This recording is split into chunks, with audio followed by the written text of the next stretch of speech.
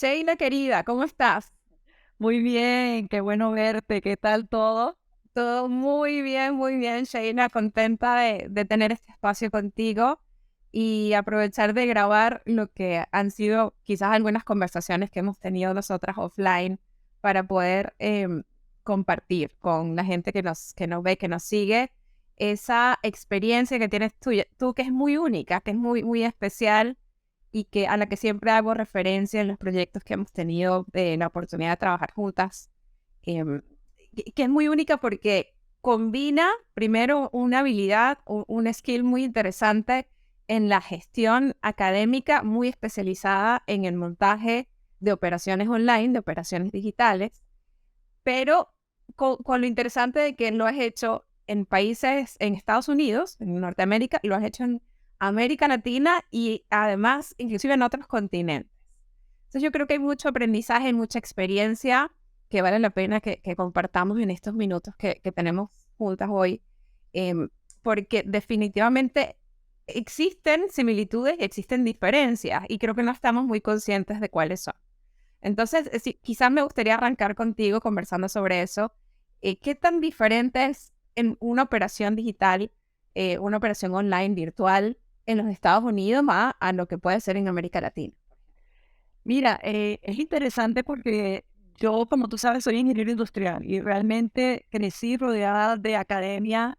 Soy puertorriqueña, pero vengo de una familia de mucha cátedra y jamás pensé que iba a poder implementar todo este concepto de ingeniería industrial en operaciones académicas y mucho menos en operaciones académicas digitales.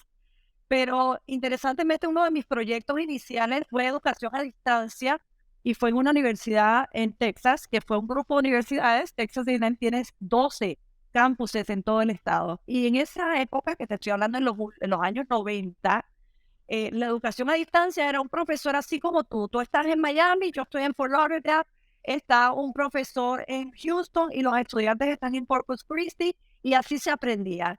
Y eso se convirtió en un proyecto de investigación que me dio una enseñanza impresionante sobre el valor que tenía el aprender a distancia porque te da unas competencias completamente diferentes y únicas como estudiante. Ya requiere una disciplina, requiere un compromiso. Eso fue como para mí la plataforma de entender cómo yo podía transferir ese aprendizaje a una operación no presencial. En el año 2000-2001, ya los Estados Unidos estaban abriendo un poquito esa innovación, especialmente por estos proyectos de investigación que el mismo Departamento de Educación apoyaba, que era solamente se puede aprender de manera presencial, solamente el estudiante puede lograr tener unas competencias si va a una aula presencial, si interactúa con estudiantes físicamente, presencialmente con el profesor, o hay otras alternativas. Y eso dio paso al boom de las tecnologías educativas, pero también las primeras plataformas de aprendizaje, que era realmente no tenían un diseño instruccional muy innovador, el contenido eran en aprendizajes que básicamente, o contenidos que se extraían y se ponían, se subían a una plataforma y así se aprendía, era como que one way, ¿no? Entonces, armar esa operación de cero fue bastante fructífera por el mero hecho de que en Estados Unidos la gente está abierta a innovar, mientras que a lo mejor en Latinoamérica hay mucha resistencia al cambio. A pesar de que la resistencia al cambio y a cambiar esos paradigmas tradicionales de aprendizaje em, existen a nivel global, porque es que siempre ha sido así. Entonces, en Estados Unidos, la idea era, la manera de aprender hay que cambiarla, cómo podemos operacionalizar esa visión del futuro, era mucho más abierto. Entonces, se sentaba uno de la misma manera que hacía uno una operación en cualquier industria. Hay que seguir al cliente, entender cuál es la jornada de ese cliente y armar la operación.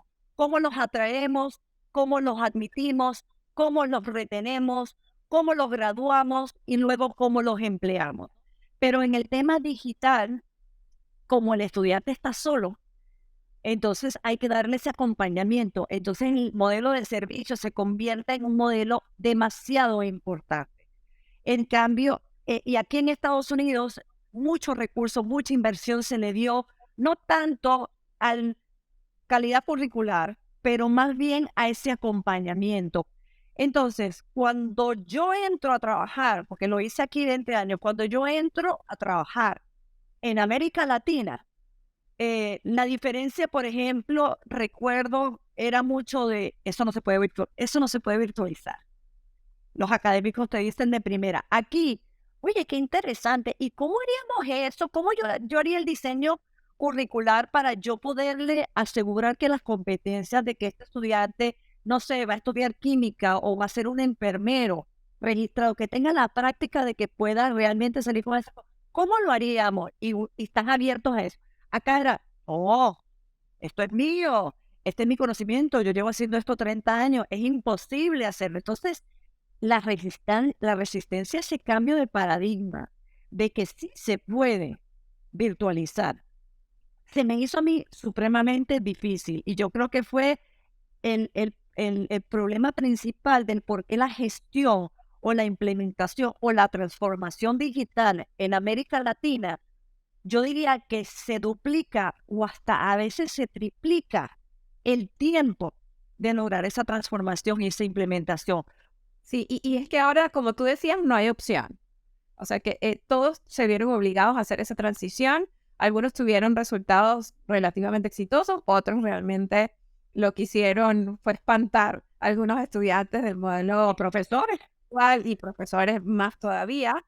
Pero yo diría que quizás algo que caracteriza en general al modelo latinoamericano, no solamente para educación, yo creo que en cualquier ámbito, y es que como a veces hay recursos limitados, recursos económicos, pero también de tiempo o de inclusive de capacidad y conocimiento, hemos visto algunos modelos que, si bien no están a la par quizás de lo que vemos en Estados Unidos por capacidad de inversión, tiempo o ya años haciendo la implementación de modelos virtuales, sí estamos viendo algunos modelos que pueden ser bastante innovadores, porque precisamente están combinando los modelos híbridos, están siendo pioneros en implementaciones, inclusive en territorios muy difíciles de acceder. ¿Sí? Están llevando la virtualidad, pues es un reto que no necesariamente tienes acá en los Estados Unidos, ¿no? Lo tienes en países como el que estamos acostumbrados a trabajar en Latinoamérica, y se le está poniendo esa impronta de innovación. Tú que conoces los dos modelos y has tenido además implementaciones exitosas en los dos modelos que están en estados diferentes, ¿qué crees tú que puede aprender el modelo americano de lo que se ha implementado hasta ahorita en países que quizás no habían tenido tanto desarrollo de virtualidad como hasta ahora que lo obligó la pandemia? Mira, yo pienso que una de las cosas que el americano debería, y habla mucho sobre el tema, lo más interesante es que hablan, publican, pero no accionan. En cambio, el latinoamericano sí acciona. Una de las cosas que yo me di cuenta es, por ejemplo, ellos ven al estudiante que aquí hablan del modelo de cliente, no les gusta, como que les da una tortícula y me da rara, les incomoda decir que el estudiante es un cliente porque dice que no, el estudiante es responsable por sus propios resultados. Y sí, tienen razón, pero en América Latina sí se escucha mucho al cliente, se escucha mucho la necesidad, y no solamente hablando del estudiante, estamos hablando de que el cliente también es el gobierno, porque el gobierno necesita ese talento para mejorar socioeconómicamente, especialmente en los países de América Latina. O sea, la movilidad social, la importancia de crecer como país, de ser una fuerza, eso depende del ciudadano, y el ciudadano tiene que habilitarse y educarse. Entonces, con América Latina, yo sí me di cuenta de que las universidades hablaban con las comunidades, con los gobiernos, con las entidades, les decían, ¿qué es lo que ustedes están necesitando para mejorar la estructura o la movilidad social de sus ciudadanos en sus regiones? Entonces, hacían mucho como un diseño que le llaman aquí en Estados Unidos un backward design. Oye, si estas son las competencias que esta gente está necesitando en el mercado laboral o a nivel gubernamental, ¿qué tipo de programas necesitamos desarrollar?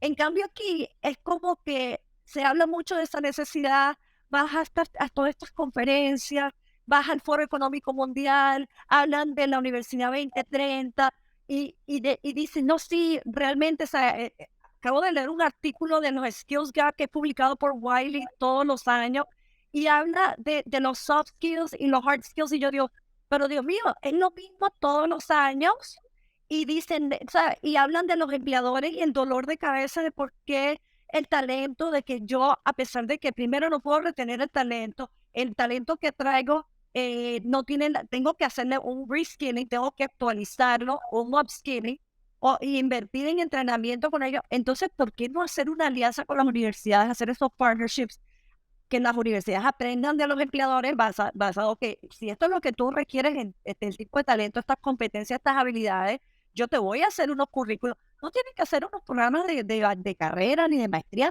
pueden ser unos microcredenciales, unos certificados, y te voy a dar, te voy a preparar a tus empleados, o te voy a dar un pipeline de estudiantes que van a hacer, que van a estar listos, que no vas a tener que actualizarlos ni entrenarlos para entrar a tu empresa.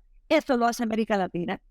Y que tienes que tener pertinencia porque sí, porque no hay mucha opción, ¿sabes? No hay mucho dinero para perder ni para Exacto, desperdiciar, lamentablemente. exacto. Pero es que yo creo que podemos escribir artículos, ensayos, papers, podemos hacer una conferencia de 3 horas con este tema, podemos escribir libros, lo que sea, porque es interesantísimo, sobre todo cuando tenemos la suerte, como la tuya y la mía, de trabajar en diferentes continentes. Y si pudiésemos, ¿sabes?, definir todas esas aprendizajes cruzados, esas mejores prácticas que uno pudiese tomar entendiendo las habilidades de base, las core de cada uno de los gestores, inclusive entendiendo el estudiante, que es diferente posiblemente de cada región. Yo creo que quizás los procesos de crecimiento, aceleración y transformación serían mucho más ágiles y mucho más rápidos. Sheila, 1.000.000 de gracias como siempre. No, gracias a ti por la oportunidad. Vamos a resolver el mundo aquí juntas en estas conversaciones y que, ¿Sabes? Como un granito. un poquito, que sea la primera de muchas, porque creo que compartiendo este tipo de ideas, sobre todo con herramientas más prácticas y concretas, en este caso, más que una herramienta es que tengan la conciencia de que en Latinoamérica hay una habilidad muy grande para la ejecución y ojalá pues aprovecháramos esas mejores prácticas que vemos en otros lugares y con nuestra gran capacidad de ejecución las hagamos realidad y tengamos los resultados. Yo tengo fe. Yo veo que se está viendo un cambio. Creo que esta generación de estos muchachos de ahora también están exigiendo el cambio. Y eso ha tenido un impacto en todo esto que hemos conversado el día de hoy. Entonces, lo que quisiera es que, bueno, claro, es que nosotros somos tan aceleradas y queremos optimizar y queremos ver los cambios ya, especialmente porque llevamos 20 años en esto. Y es como que, ¿hasta cuándo? Pero ya yo sé que tú lo has visto, ya yo lo he visto y o sea, estoy bastante optimista de que vamos a seguir viendo cambios bastante importantes en los años que vienen. Sí, yo también. Así que sigamos juntas en este proceso. Una vez. Claro que sí. Igualmente, cuídate mucho. Un placer. Chao.